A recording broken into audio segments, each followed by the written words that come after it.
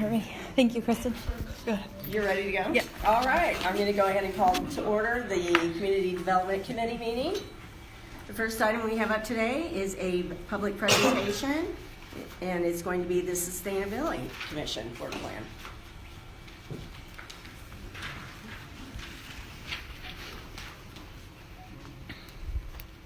Cheers, everyone. So the weather is cold. The tidings we bring from the Sustainability Commission are warm indeed.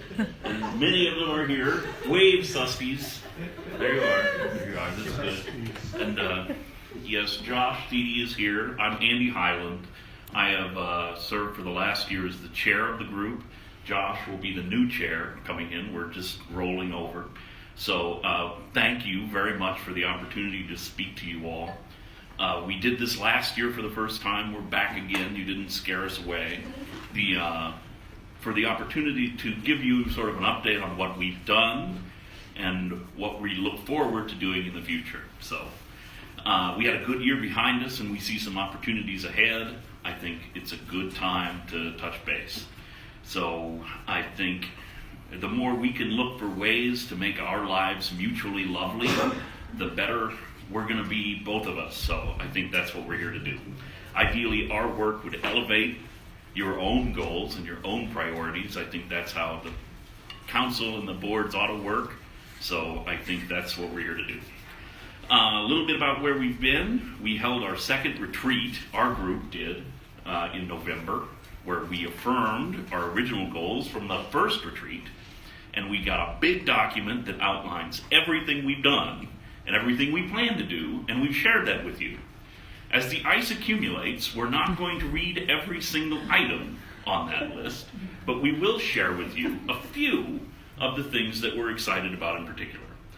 And so, just going right down through that list, I'll talk about a few things, Josh will talk about a few things, but on the first goal, the first goal we have, we want to make mission a responsible steward of our own natural resources and our little corner of the planet, and to be a good neighbor to those around us too. One of the things we've done in this that we're proud of here is a battery recycling program. We have boxes at the community center, and you can do it at City Hall here too. Bring batteries of all sorts. We particularly like non-alkaline batteries, lithium, the little guys. Those can be really well recycled, but we take all the batteries. And we have collected 1,490 pounds of batteries. Since we've started, we're going to hit 1 ton of batteries this year, we think, we hope. And if it continues on that same train. And so I am personally shocked by the degree to which people want to recycle the batteries that they have. They've been hoarding batteries for years and didn't know where to take them, which is great, because we can accept them now. So anyway, that's been ongoing and we'll continue that. Goal 2, make mission a desirable community where people want to live and establish businesses, sustaining our way of life for years to come. One of the things we've done in this area is we've developed a sustainability scorecard, which I think some of you have engaged with and are familiar with. But if you want to see our most recent version, that's available on the website in the Sustainability Commission section. We have outlined precisely where we would like this to be. And Josh, who has good knowledge in this area, has really gone through and identified areas where you guys deal with projects on a code level that have regular code requirements that they have to meet in order to move forward. We're dealing with green code, so the U.S. Green Code. So we have little extras, and this is a carrot and not a stick. So developers can come in and they can choose this menu from a variety of options and say, yes, our project does this, yes, our project does this. And we have scores that can align with those. And we'll give a little recognition for people who go through this program. We've done it with 2 businesses so far, the car wash on Johnson Drive and the Martway Mixed Use Project. Both of them came before the Sustainability Commission, had a conversation with their projects about us, allowed us to identify some opportunities where they could make changes, and some of them were receptive to that. I think we had a good little first foray we're excited to continue that into the future.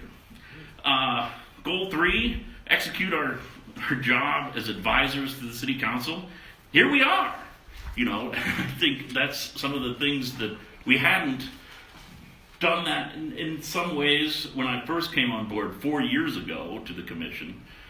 We've sort of gotten our legs under our feet, and we're excited about that potential to work with you in whatever form that may take. I think a structure, some form of how we want to formalize that, but I think we've got a great group, we're engaged, and I think we're excited to execute that role however you all see fit.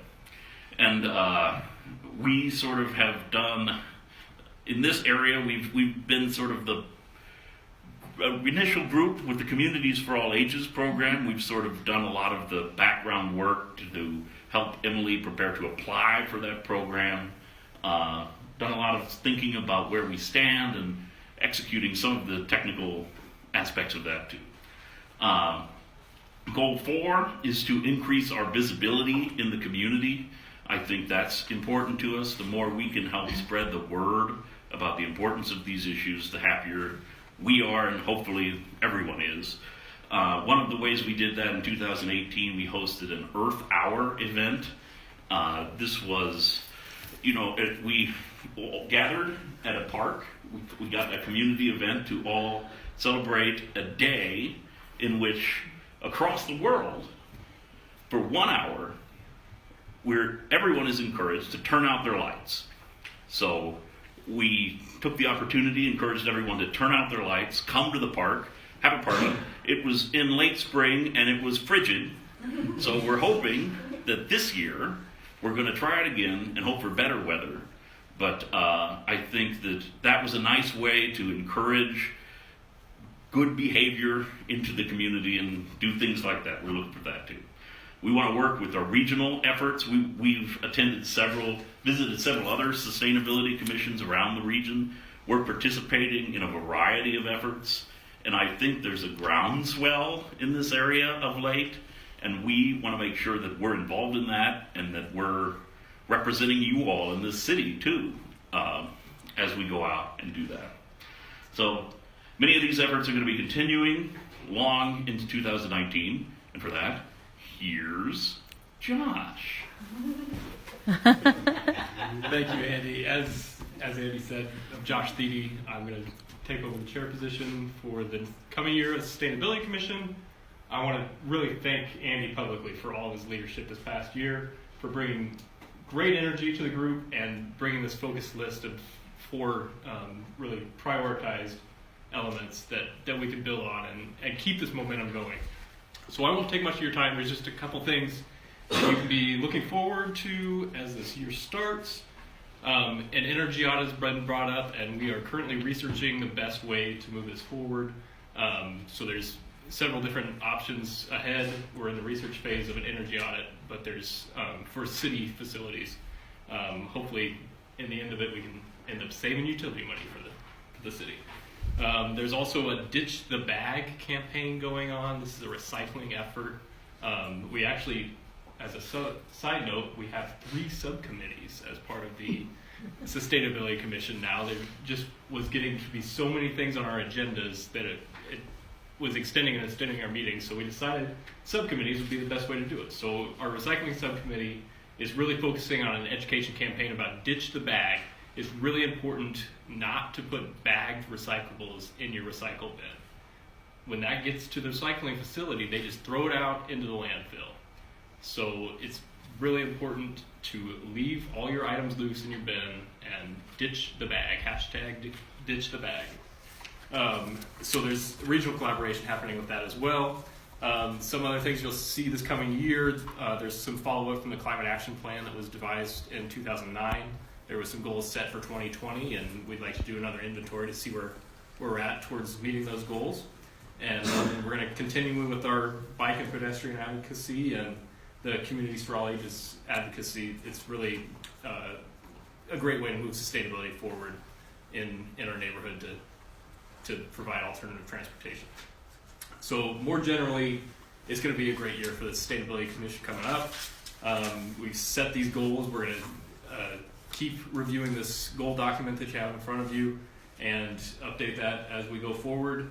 And we're trying to keep this communication open with the council. So we'll be back next February for sure at the Community Development Committee meeting, and we're open to other ways to collaborate so that we can open these lines of communications. And there's more information in the packet, of course. We didn't go over every single line item, but that's just a couple activities. And if you have more ideas, we're happy to listen and happy to use our energy. The biggest thing I'm excited about this coming year is the people that are on the Sustainability Commission. There's just an incredible group of volunteers that are here. I'm just proud to be leading them and proud to see where this momentum takes us. We've got excellent history. The last couple of years building momentum on some of the goals, and really excited for what comes next. Very good. All right, thank you all for all your time and effort. We really appreciate everything that you do. I have one question. As we go ahead and go forward with some ordinances in regards to tear downs, I would love to see some ideas that you all may have in regards to sustainability on building practices that we could maybe promote if we get to the point that some of our surrounding cities are getting into in regards to the tear downs. I think that would be great. I'd love to see some of those initiatives for sure. Sure, I think that's definitely something we can bring up in committee, and I'd hate to have you start another subcommittee. and see where it lies within our priorities. And Yeah, I think that would be awesome. I think a good follow-up to that is to ask you all, what format do you want that feedback in? Like, how should we deal with you as a council, as a group? And I think, what's the best, if that's truly what you want, we're happy to provide the legwork, but we want to make sure that it's what the entire council wants, one, and two, that it's in the format that you would want to receive this from. So that's been a little bit of some difficulty for us in the past. So if that's truly what the board wants, why do you want to do it? This is just me speaking, so I'm not speaking on behalf of the entire governing body, but I see a meeting more often than once a year. I mean, this has got to be an integral part of how we do business. I see a quarterly. Every 3 months you're giving us updates. I see us weighing in on these and possibly adding some. I'd like to see somebody on the committee that has a background in grant writing so we can get grant money for environmental activities to move us forward. I also see at some point maybe potentially having a liaison from the council attend your meetings, and I would volunteer to do that because I've got an environmental background. Have you done any grant writing? I have. Written and reviewed. That's some of the things. I see that you come forward with some maybe bigger ideas even. So these are great. Yeah. But even bigger ones, and we're here to get you resources for that. And that's what I see your role is coming up with them, seeing them through, applying whatever we're going to do with them. And then we're here to help you get resources for those, or tell you, we're already doing this in another venue, but maybe try this. See some more regional appetite for environmental successes too, whether with Prairie Village, not just go to them, to the meeting once a year, but actually find out what are they doing that we could work in concert and have even a bigger success and a bigger carbon footprint could be made even more great because we're applying it with regional activity. So that's personally what I would like to see. I may be different from everybody else, but if we get to a point where we have council members as liaisons, this is one I would really like to volunteer for and work on helping you with the grant stuff on the side. Because I think the more resources we have, I don't mean just money thrown, I mean people's time. We've got a lot of people in the community that have environmental science, environmental engineering backgrounds. Not only you would be the forefront, but people could help you. You guys, 7 or 8 people can't do everything. And it really, to me, it needs to be more integral into how we do business. It's not a warm and fuzzy. I've tried to express this many times before you guys ever came. It is a way of doing business. When we first started this, we said we're going to do one of 3 things. We're either gonna make money, or save a natural resource, or we're not doing it. And people can, people who even don't believe in environmental success can see it's a revenue source. It's an economic viability for a community. So that's what I sent you with. We think all of that is awesome. Let me just jump in really quickly, if I might, because a couple of things. Coming out of our retreat a couple of weeks ago, for the benefit of the Sustainability Commission, so we talked about teardowns and rebuilds, and one of the things we were going to look at is, does that have a specific place in our comprehensive plan update process? If not, then we'll figure out where and how we want to incorporate that into our work plan for the year. And so that's probably the best time to then, once we make that decision, and I think we should be able to do that probably when we meet again in March. Okay. Then we can think about how, the involvement and the role of the Sustainability Commission in either one of those processes. And then you're absolutely right. One of the things coming out of the retreat was establishing specific council liaisons. So I'll be sending out an email before the end of this week or by the end of this week, asking for interest in those positions, and so we can kind of start to get those formalized and get those relationships established forward into Just a couple 2019. more things. When we start the really full force recycling, I have a background, and I'm still ill-equipped to tell. I have an earth machine in my backyard, and I'm not a nutcase with it. it makes sense to me. When we recycle, we need a capture of what can be recycled and what can't. Because, when the waste management actually said, if you put something in a bag, we're not doing this. It's Right. like, just give us a list of what you can recycle and what obviously you can't put anything with contamination in there, food or anything like that. But it would be real nice to have that. You will love the one-page handout in the magazine that will be coming out later this month that people can pull out and put up on their refrigerator that has just exactly that information. Definitely encourage you to read that Mission magazine, and there's some more things coming out of the recycling subcommittee. Is that are that really perforated? exciting. It will not be perforated. You will have to. It might have some jagged edges, but. Sully had a. I'm sorry. Oh yeah, I was just gonna say I agree with Debbie. I'd love to hear from you guys quarterly. I think that would be great. And as was already mentioned, we did a council retreat this year, so I think if maybe on the staff end, we could figure out a way to coordinate our council retreat where we're setting our goals for the year with the timing of your guys' annual report, so we can get input on what's on your list that you might need more council support for, so we can see if it's something that we want to make a priority of council, and have more back and forth like Debbie was talking about for the upcoming year. And I just think that would be really great, because I agree there's a lot of energy on this right now.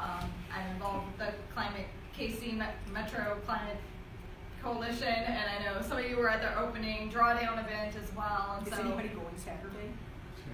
I will be there drawdown, Saturday. yeah. Perfect. So I think keeping that energy going, that there's going to be a lot of opportunities, to work with other cities and be really involved. And I did have. Approved, I don't think it's a motion situation. Well, I think we, as a committee, can make a motion for this. Okay, yeah, motion calls for action from the council. I don't think you can do that. Well, we are the committee. We're at the Yeah, committee level. I understand. So that's, okay, so I make a motion to approve the minutes as presented. Second. For January 9th, 2019. Just out of curiosity, what happens if we didn't approve that, if we voted that down? Well, then we have to have a reason, I think. Dude, Well, why would you not? Well, I mean, all you're I'm doing just is- saying, why, You're it's approving, kind of a, I think you're basically approving that these deliberations reflect what happened in that meeting. And if they don't, then that's why On you just Pat's- asked for additional. Based on Pat's part, I think the reason that there probably wouldn't be a vote is because it's a process. It's a process issue within the city. It's really not whether we're doing it, it's how the city processes information relative to the minutes. So I don't know if that's votable or not. Well, I mean, the It's just minutes are changing the intended to be an process. accurate reflection of what occurred at the meeting and the proceedings, and so we haven't ever had, well, So you have an opportunity to make corrections that Right, need so to be made. to that point, can it just be that the minutes as published would stand unless Right. somebody wants to make a motion to make a correction? Is that? Yeah, Yeah, that would. If we all agree that the minutes as published look acceptable. I don't understand why this is such a controversial issue. Well, because I think for a long time what we've said is that there can be no binding action taken at the committee, but this is, Yeah. I mean, this is really a procedural issue Right. from that perspective. So I think it's however you want to acknowledge that you all are in agreement that these minutes are, you know, reflection of. So I would say that if there's no objection, the minutes are approved as presented. Yeah, I'm cool with that. Carry on. All right, are we ready to go forward with the next action item then? Okay, very well. Contract award for Rock Creek Stormwater Box Cleanout. And Brent Morton's not here, has so. been sick all week, so. What? I know, poor guy. So you get me this evening, sorry about that. So, as you know, stormwater management on the Gateway site occurs through a series of underground box culverts that run the entire length of the site over the last 10 years, and that is part of the city's stormwater drainage system that we are responsible for maintaining, no different than the Rock Creek Channel or at any other portion or other drainage structures that are part of that larger system. So over the last 10 years, the fact that there is an open creek channel upstream of those box culverts means that material that has eroded along the stream banks or riprap that has come off of out of the Gabion baskets that come through the downtown section has been deposited in those boxes.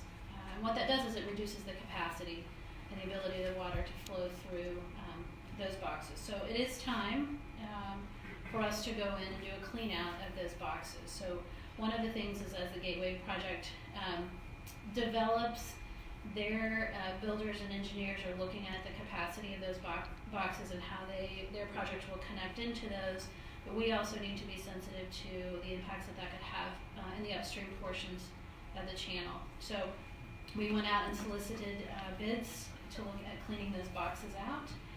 And we received 3 bids. Staff is recommending that the contract be awarded to Kissick Construction Company for the removal of an estimated 520 cubic yards of debris from the box culverts in an amount not to exceed $179,921. Now, of that $179,000 total, $17,600 of that is for repairs.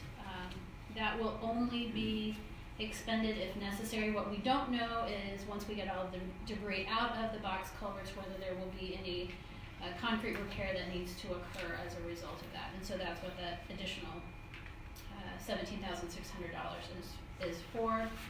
And the Kissick would anticipate starting removal of this really immediately upon notice to proceed, and I think they estimate it will take about a month to get the materials out. This is essentially becomes confined space work because they've got to have equipment down in the box culvert, so there's some additional precautions and things that they need to employ. Any questions? Yeah, do you understand why there's such a vast difference between the highest and the lowest bidder? Yes, I'm so looking for their unit price. it's who has a place where they can take the material that's coming out of the box culverts. So Kissick has a job or someplace where they can take those materials and reuse those materials. And so obviously they're not hauling and disposing, so that dramatically impacts the price. I got a question if I could. Go ahead, Pat. I'll get you. Yeah, sorry, Ken, I didn't mean to jump on that. I'm assuming this is something that's just done as needed, not a regular scheduled maintenance type item, and which is cool. But I also saw that there's an amount in there that was budgeted for it. It said available budget. What's that come out of? And did we actually budget it for this type of thing, or is this just part of the big budget for stormwater? So we started incorporating a stormwater maintenance budget in the capital improvement program. I believe that 2019 has been the first year that we've actually been able to designate specifically that dollar amount. So that's where that $250,000 comes from, and as maintenance projects, whether that is a sinkhole or a clean out of the creek channels. One of the things that I know Brent is working on is a more routine clean-out schedule on a 4-year rotating basis of other creeks throughout the city. So we're starting to build those regular maintenance plans, and that will tap into those maintenance funds that we set aside. So this is the first time that we've had to do this, right? Yes. On the cleanup, so unless there's something So we really would, surprising, we wouldn't expect to have to do it again for at least another 5 or 6 years. yeah, well, and we'll have to watch that. I mean, obviously, if we can move forward with the creek channel improvements there behind the former Mission Bowls site, that will reduce the amount of material. So other things that we do will reduce the amount of material and probably the frequency over time with which we have to go in and clean that out. Okay. Ken? Thank you. I had a question about the seating. I wasn't familiar with that. What do they mean by seating? $7,000 for seating. It's grass seed, isn't it? Yeah, it's grass seed. But where would they be putting it if it's inside the? So they actually, I think, have to build. This is where you don't get the benefit of Brent here, but we'll make sure we can answer that at the council meeting on the 20th. I think they actually have to build some temporary access into those areas, so it's probably restoration of whatever areas get disturbed as they bring the materials out. Okay, that's what I wasn't sure about. Okay. That's the only question I If you had. ask that. So I go ahead and move this, let this be done, Consent? consent. Yeah, that's good. All right, thank you, Laura. All right, lastly, we've got department updates. Laura Smith. Just two things quickly. I know we have talked, maybe not as an entire group, but there have been some conversations around us looking at submitting for kind of a grant opportunity for an economic development summit that was brought back from the National League of Cities conference.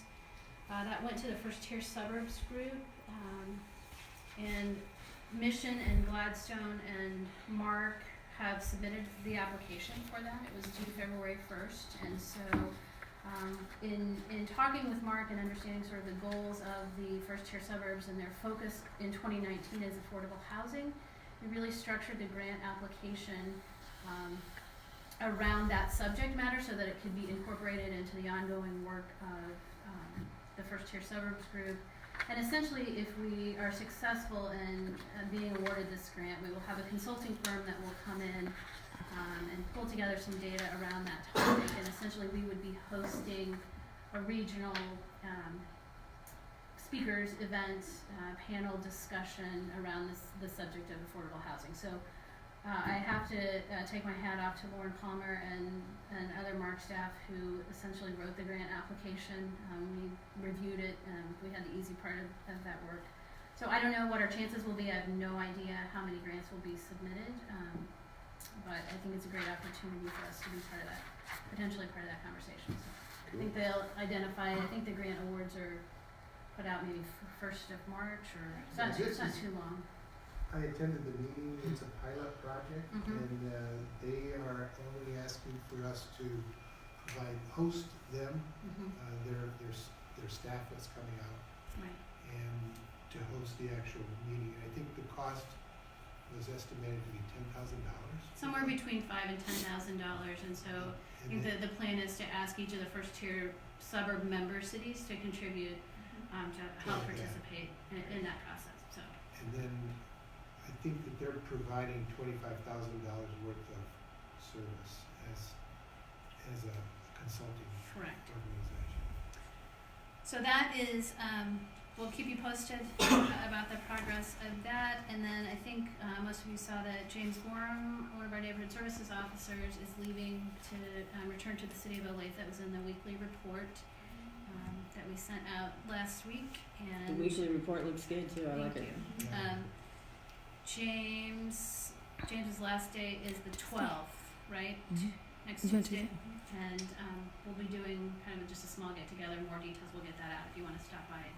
Thank him for his work. So I know it was a tough decision for him. He came to us from the city of Olathe and has the opportunity to go back and I think really grow into a position in the future. So it's a great opportunity, but we will certainly miss him.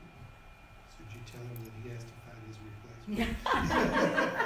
Yes, And training. and training, that's right. Laura, Yes. as it relates to this topic, I called James last week and he looked into this, and then I talked to Nilo today.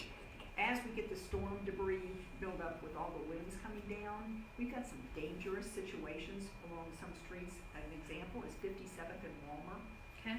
And Nilo was gonna go ahead and call the person. It's actually the property owner's responsibility, but it's hanging over the city street. And I'm concerned, I mean, looks like it could snap anytime, Okay. and it's gonna hit somebody's car.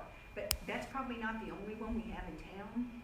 I don't know if we could do it, or how you want us to do any kind of assessment where we're potentially impacting city property, and something needs to be done, or at least acknowledged. I know that Overland Park had an arborist. Yeah, well, we hired an arborist, didn't we, or? That would, Well, that's for a survey. For Yeah, that for was- an inventory. These are safety So issues. we'll think, I'll visit with them and see what the best course of I think action the is, last I know. time that happened, a police car got damaged. Well, I know. Well, that one wasn't even hanging loosely over the street, that was a total, come out of nowhere, gigantic tree limb. It was good to know Nilo did report to me, we've done Mission Possible with different funds, and the threshold's been lifted on income. I don't think I've not been familiar with us ever using it for storm debris before, so that would be something good to know, that may even for the Mission Sure. magazine at some point, we put in something like that. Well, and I know that's an area, the Parks Recreation Tree Commission, has a form, that they use where when they see those kinds of things, they'll report it, and get things in process, so we can certainly put those eyes out on the street But as doesn't well. Public Works also have a rule if something's obstructing signs and so on, even though it's on private property, that Yes. it's a responsibility to clear that? Yes. And this, I think, would fit in the same category as something that has danger to the public, in the public right of way. Yes, but I think probably the potential volume of that may be something that, what is our process if we do that and then Right. assess That's that back, precedent, on, so we'll see if we can't get a better handle on, really what that situation is. yeah. It's the south side of the street, right at the junction of Okay, 57th 57th and and Walmer. Walmer. Thank you. May get worse after tonight. Yeah. That's all I hope we don't lose any more electricity. It's like, I do too. I think that's all I have. Can I say one other thing on the summit? I think that's really great and a great potential. I know there have been some other groups in the city, like League of Women Voters. I think I saw something from the county today that affordable housing is a focus area, so I think that could be a really great complement to that. And I just wanted to thank Kristen for her continuing leadership with the First Tiers group. I'm sure that probably had something to do with Mission getting that opportunity. So. Laura. Well, I I'll will take tell that you back that and throw in that some back to respects, Laura. we are returning to some of the roots. So the co-chairs of the First Tier Suburbs are from Gladstone and Mission currently. And many, many years ago when the group first started, it was Gladstone and Mission that chaired it. And we had a very instrumental role in a lot of the programs. And it was kind of fun to sit down with Lauren, who was not around. The city manager in Gladstone and I were around when it first started. And to share with her some of the other successes and things that the program in First Tier Suburbs Group has done over the years. But it's good to see them have, I think, that really clear focus for 2019 in terms of the subject matter that they want to work on. So. Yeah, there's a lot of information out there with that. Did you go to that forum last weekend? No, I had Yeah. another meeting, so I couldn't go, but I know that there's follow-up. They're having follow-up, I think, workshops and stuff Yeah. associated. That's a good deal. Yeah. All right, well, if nothing else, that concludes the CDC meeting.